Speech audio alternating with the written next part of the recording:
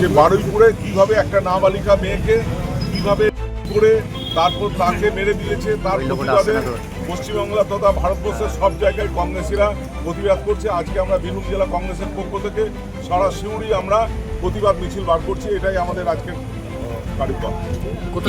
কোথা থেকে শুরু হচ্ছে মিছিল? আমাদের এই মিছিল শুরু হচ্ছে শিক্ষক ভবন থেকে আমরা শুরু করছি। আমরা ডিএম অফিস হয়ে চৈতালি মোড় হয়ে মানিক মার্ডানি মোড় হয়ে মাদ্রাসা হয়ে আমরা আবার বাস স্ট্যান্ডে গিয়ে শেষ করব। কোনো পথসভা মানে আজকে আমরা মিমির আমরা জাস্টিস চাইছি এবং তার সঙ্গে সঙ্গে আরও যেসব ঘটনাগুলো ঘটেছে কামদুনি থেকে আরম্ভ করে যেসব কার্যকর ঘটনা ঘটেছে সেগুলো এখনো পর্যন্ত বিচার হয়নি। আমরা এই সরকারের কাছে আবেদন রাখবো দ্রুত বিচার করতে এবং দ্রুত দোষীদের শাস্তির আমরা দাবি রাখছি। এই ঘটনায় একজন অভিযুক্তকে অলরেডি এনকাউন্টার করা হয়েছে পুলিশ। এই ঘটনায় 5 জন জড়িত এবং মূল মাথা তাকে এখনো ধরতে পারেনি। সবাইকে, শুধু একজন এনকাউন্টার হলে হবে না, সবাইকে শাস্তি দিতে হবে।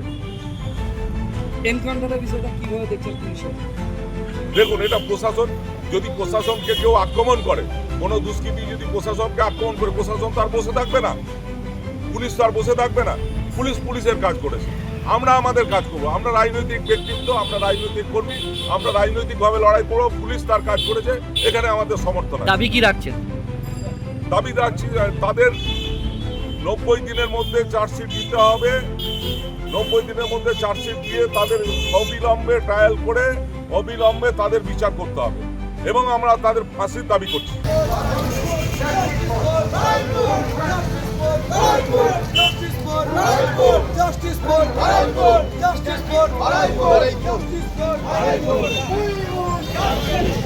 We want justice! We want justice!